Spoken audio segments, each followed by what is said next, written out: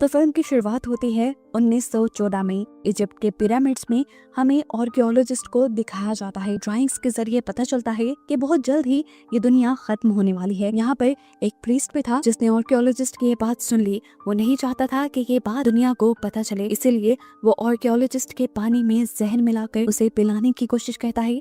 लेकिन आर्कियोलॉजिस्ट वो पानी फेंक देता है और कहता है कि आज हमने बहुत बड़ी खोज की है, आज जश्न का दिन है।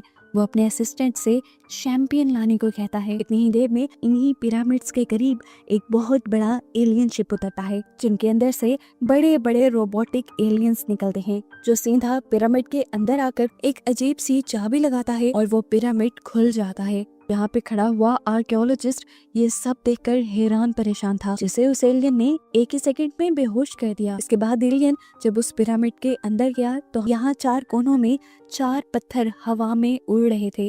ये 4 पत्थर 4 अलग अलग एलिमेंट्स को रिप्रेजेंट कर रहे थे, हवा, पानी, मिट्टी और आग। और इन्हीं चारों पत्थरों के दरमियान में 5th एलिमेंट को भी रखा गया था।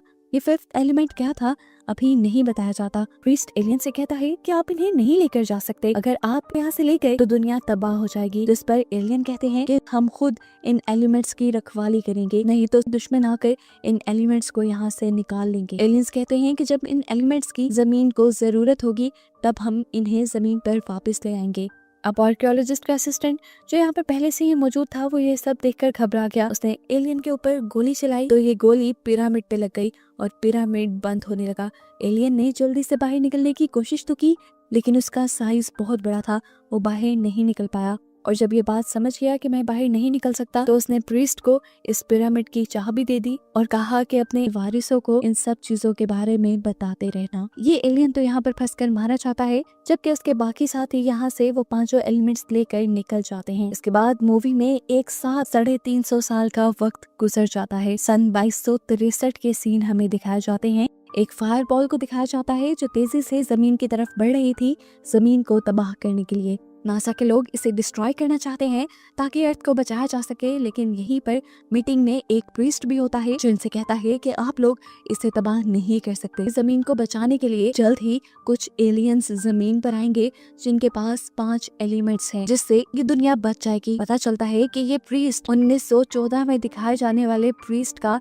वारिस था। यहाँ के प्रेसिडेंट को प्रीस्ट की बातों पे यकीन नहीं था, इसीलिए वो अपने कुछ छोटे स्पेसशिप उस आग के गोले के पास भेजते हैं ये जानने के लिए कि वो आग का गोला असल में है क्या वो कोई स्पेसशिप है या उसके अंदर कोई एलियन है। तो ये लोग उससे कांटेक्ट करने की भी कोशिश करें, लेकिन वो आग का गोला इतना ज्यादा गर्म था कि उसके करीब स्पेसशिप नहीं जा पाती। इसके बाद प्रेसिडेंट उस आग के गोले को तबाह करने का फैसला कर लेते हैं। छोटे छोटे रॉकेट उस पर लॉन्च किए जाते हैं तो वो आग का गोला टूटकर गिरता नहीं, बल्कि साइज में और कई गुना बड़ा हो जाता है, यहाँ तक कि वो ह्यूमन स्पेसशिप को भी अपने अंदर लेकर तबाह कर देता है। प्रेसिडेंट और नासा के लोग ये देखकर बहुत ज्यादा डर चुके थे। दूसरी तरफ अब हमें एक और स्पेसशिप को दिखाया जाता है जो इसी अर्थ की तरफ बढ़ रही थी, और इसके अंदर वही एलियंस थे जिन्हें हम 350 साल पहले देख चुके हैं। क्योंकि वो जानते हैं कि अर्थ के ऊपर मुसीबत आने वाली है, इसीलिए वो अर्थ के 5 एलिमेंट्स को अर्थ पर लेकर आ रहे हैं। इससे पहले कि वो अर्थ पर पहुंच जाती, किसी और प्लेनेट की छोटी छोटी एलियन शिप्स उसके ऊपर हमला कर देती हैं, जिससे वो शिप तबाह होने लगती है। अब सीन कट होकर हमें एक दूसरे प्लेनेट का सीन दिखाया जाता है, जहां ज़ोर्ड नाम के एक आदमी को कुछ एलियंस आकर कहते हैं कि हमने तुम्हारा काम कर दिया है, हमने उस एलियन शिप को तबाह कर दिया है, जिसमें से जो तुम्हें चाहिए वो भी हम जल्द ही निकाल लेंगे। ज़ोर्ड अच्छा इंसान नहीं था। यहाँ हम देखते हैं कि इंसानों को उस क्रैश हुई एलियन शिप से एक एलियन का हाथ मिलता है, जिसे वो एक मशीन में रखते हैं और उसके डीएनए को रेप्लिकेट करते हुए उसे रीजनरेट करते हैं और एक ह्यूमनॉइड एलियन बना देते हैं, जिसका नाम उन्होंने लीलो रखा। और होश में आती ही वो बहुत ज्यादा घबराने लगी। वो जो भी कुछ बोलती है ये लोग समझ नहीं पाते, क्योंकि उसे एलियन वाली लैंग्वेज आती थी। आर्मी जनरल उससे बात करने के लिए जैसे ही उसके करीब आते हैं तो वो पंच करते हुए गिलास तोड़कर वहाँ से भागने की कोशिश करती है। अब वो लड़की जब टनल्स के जरिए होते हुए बाहर की दुनिया में आती है तो शॉक रह जाती है, क्योंकि बाहर बहुत ज्यादा ट्रैफिक थी। चारों तरफ कार्स हवा में उड़ती हैं और बिल्डिंग्स बादलों से भी ऊंची हैं। इससे पहले कि कोई उसे पकड़ने के लिए यहाँ पहुँचता, लीलो एक कार के ऊपर जंप कर देती है। ये एक टैक्सी ड्राइवर था जिसका नाम था गॉर्बन। लीलो उसे अपनी बात समझा देते हैं कि मुझे पुलिस से बचा लो। लीलो बार बार प्रीस्ट विडो का नाम बोल रही थी। उसकी बात समझते हुए गॉर्बन तेजी से अपनी कार को नीचे ले जाता है और उसे प्रीस्ट वीडो के पास ले आता है।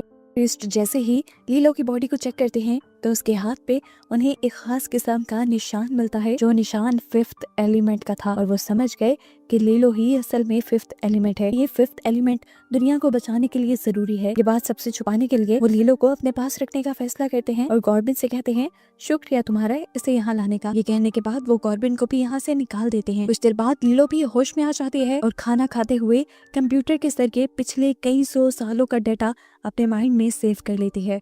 अब प्रीस्ट उससे पूछते हैं कि पहले वाले 4 पत्थर कहाँ हैं? तो लीलो बताती है, हमने पैराडाइज नाम के एक आइलैंड पर एक एलियन सिंगर के पास उसे सेफ रखवा दिया था। प्रीस्ट अब आर्मी जनरल को ये इन्फॉर्मेशन दे देते हैं कि अगर दुनिया को बचाना है तो उन एलिमेंट्स को, यानी उन पत्थरों को यहाँ पर लाना होगा। प्रेसिडेंट कहते हैं कि खबर हमारे अलावा किसी तक नहीं जानी चाहिए। पैराडाइज आइलैंड पर किसी ऐसे इंसान को भेजो जिसके बारे में किसी को पता न चले और वो वहाँ जाकर उन पत्थरों को भी वापस ला सके। पता चलता है कि इन दोनों की बातें एक छोटे इंसेक्ट ट्रैकर की मदद से जॉब का एक साथी सुन रहा था। अब आर्मी जनरल गॉर्बिन के पास जाते हैं, यानी उसी टैक्सी ड्राइवर के पास जाते हैं जिसने लीलो को रेस्क्यू किया था और उसी को पैराडाइज आइलैंड पर जाने का काम दिया जाता है। आर्मी जनरल इस टाइम उसे समझा रहे थे कि किस तरह दूसरे प्लेनेट पर जाकर उसे वो एलिमेंट्स लेकर आने होंगे। तभी उसकी डोर बेल बज जाती है। वो मॉनिटर से बाहर देखता है तो वहाँ पर लीलो आई हुई थी।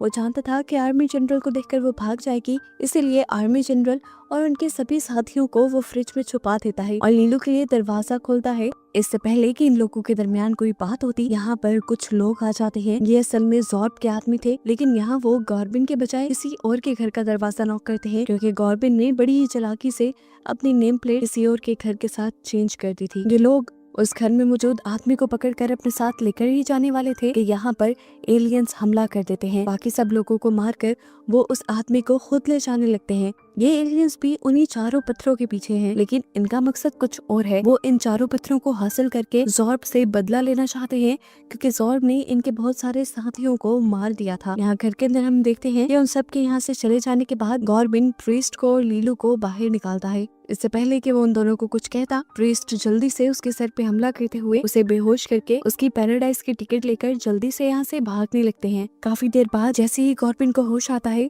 तो फौरन उसे जनरल और उनके साथियों की याद आती है और जैसे ही वो फ्रिज का दरवाजा खोलता है तो देखता है कि बेचारे आर्मी जनरल और उनके साथ ही फ्रीज हो चुके थे। वो इनको यहीं पे छोड़कर अब उस जगह जाता है जहाँ से स्पेसशिप को लॉन्च होना था पैराडाइज आइलैंड के लिए। दिखाया जाता है कि लीलो के साथ प्रीस्ट का बेटा जा रहा था। जैसे ही वो चेक इन करवाने वाले थे तो यहाँ पर गॉर्बिन आ गया और सबसे झूठ बोलते हुए उसने कहा कि मैं लीलो का हस्बैंड हूँ तो उसके साथ मुझे ही जाना चाहिए। ये दोनों जाकर एयरशिप में बैठ जाते हैं और जैसे ही ये बात प्रीस्ट को पता चलती है कि गॉर्बिन उनके साथ जा रहा है तो वो भी एयरशिप के अंदर घुस जाता है। एयरशिप सबसे पहले एक फ्लाइंग होटल में जाती है और पता चलता है कि इसी फ्लाइंग होटल में आज वो एलियन सिंगर परफॉर्म करने वाली थी जिसकी तलाश में ये लोग थे। दूसरी तरफ जॉर्ब भी उस एलियन सिंगर के पीछे जाने को तैयार हो चुका था, लेकिन इन सबसे पहले ही यहाँ पर पहुंच जाती हैं एलियंस क्रिएचर जो जॉर्ब से बदला लेना चाहती हैं। वो उस एलियन सिंगर के रूम की तलाशी लेते हुए वो पत्थर ढूंढना शुरू कर देती हैं, लेकिन उससे पहले ही पत्थर वाला बॉक्स यहाँ से लीलो चुराकर भागने की कोशिश करती है। इससे पहले कि वो भाग पाती जॉर्ब उसे गन पॉइंट पे ले लेता है। लीलो को इस टाइम अपनी जान भी बचानी थी क्योंकि वो जानती थी वो खुद भी एक एलिमेंट है, इसलिए जॉर्ब की तरफ वो वही बॉक्स फेंककर यहाँ से भागने की कोशिश करती है, लेकिन जॉर्ब उस पर धड़ाधड़ वार करता रहता है। लीलो अपने आप को टनल में छुपाकर बचा तो लेती है, लेकिन अब वो बहुत ज्यादा जख्मी हो चुकी थी। हम देखते हैं कि वो एलियंस यहाँ कॉन्सर्ट में हमला कर देते हैं। कॉन्सर्ट में अफरा तफरी मच जाती है, सभी लोग यहाँ से भागने लग जाते हैं। एक गोली एलियन सिंगर को भी लग जाती है और उसे इस टाइम गॉर्ब आकर पकड़ता है। वो एलियन सिंगर उससे कहती है तुम जल्दी से जाकर लीलो को बचाओ, उसकी जान खतरे में है। और वो सिंगर उसे ये भी बताती है कि वो 4 पत्थर इस टाइम मेरे अंदर हैं। ये कहते ही वो एलियन सिंगर मर जाती है और गॉर्बियन उसके पेट को चीरते हुए उसके अंदर से 4 पत्थर निकाल लेता है। यहाँ दिखाया जाता है कि जॉर्ब ने इस फ्लाइंग होटल में एक टाइम बॉम्ब लगा दिया था, जिसके बाद वो बॉक्स को लेकर अपनी स्पेसशिप के अंदर चला जाता है। लेकिन जैसे ही वो बॉक्स खोलता है तो उसे शॉक लगता है कि इस बॉक्स में वो एलिमेंट्स नहीं थे। वो अब पागल हो चुका था, अब तो उसकी दिमागी हालत भी बिगड़ने लगी थी। दोबारा वो पत्थरों को हासिल करने के लिए उसी फ्लाइंग होटल में आ जाता है जहाँ पर उसने टाइम बॉम्ब लगाया था। जबकि यहाँ पर गॉर्बिन जल्दी से लीलो को बचाते हुए प्रीस्ट को लेकर यहाँ से वापस जाने की तैयारी में था। लेकिन जैसे ही वो प्रीस्ट को लेने यहाँ आया तो उसने क्या देखा कि ज़ॉर्ब के दुश्मन एलियंस प्रीस्ट को गन पॉइंट पर लिए खड़े थे। उसने एलियंस के सरदार को ही शूट कर दिया और जल्दी से प्रीस्ट को लेकर यहाँ से जाने लगा। और इतने में ही यहाँ पर ज़ॉर्ब भी आ गया, जिसने आते ही यहाँ के टाइम बॉम्ब को एक्टिवेट कर दिया। ब्लास्ट हो जाता है। शुक्र था कि गॉर्बिन की एयरशिप को इस धमाके से ज्यादा नुकसान नहीं हुआ था, क्योंकि वो चंद ही मिनट पहले ही यहाँ से निकला था। ये लोग सीधा इजिप्ट के उन पिरामिड्स में जाते हैं जहाँ पर पहले उन एलिमेंट्स को रखा गया था। ये लोग चारों पिलर्स पे अब उन एलिमेंट्स को रख देते हैं, लेकिन देखते हैं कि इनको रखने से भी अभी कुछ नहीं हुआ। तभी गॉर्बिन को याद आता है ये चारों पत्थर असल में हवा, पानी, मिट्टी और आग को रिप्रेजेंट करते हैं, इसलिए वो जल्दी से एक के ऊपर फूंक मारता है तो वो एक्टिवेट हो जाता है। प्रीस्ट एक पत्थर पे अपना पसीना डालता है तो वो भी एक्टिवेट हो जाता है। प्रीस्ट का बेटा दूसरे पत्थर के ऊपर मिट्टी डालता है, इस तरह वो भी एक्टिवेट हो जाता है। लेकिन अब ये लोग आग कहाँ से लाते? शुक्र था कि गॉर्बिन के पास एक मैच बॉक्स था जिसके अंदर एक ही मैच स्टिक थी। उसने बहुत उम्मीद से उसे जलाया और इस तरह चौथा पत्थर यानी आग वाला एलिमेंट भी एक्टिवेट हो गया। इन चारों पत्थरों के एक्टिवेट होते ही ये चारों पत्थर अपना कनेक्शन लीलो के साथ बनाते हैं, यानी फिफ्थ एलिमेंट के साथ बनाते हैं, जिसमें से एक तेज रोशनी बाहर निकलती है। वो तेज रोशनी जाकर उस जलते हुए आग के गोले को फ्रीज कर देती है, जो अर्थ को तबाह करने के लिए हर सेकंड अर्थ के करीब बढ़ रहा था। वो आग का गोला वहीं पर रुक जाता है और इस तरह फाइनली ये लोग दुनिया बचा लेते हैं। और बस ऐसे ही मिशन इनका सक्सेसफुल होते ही ये मूवी यहाँ खत्म हो जाती है।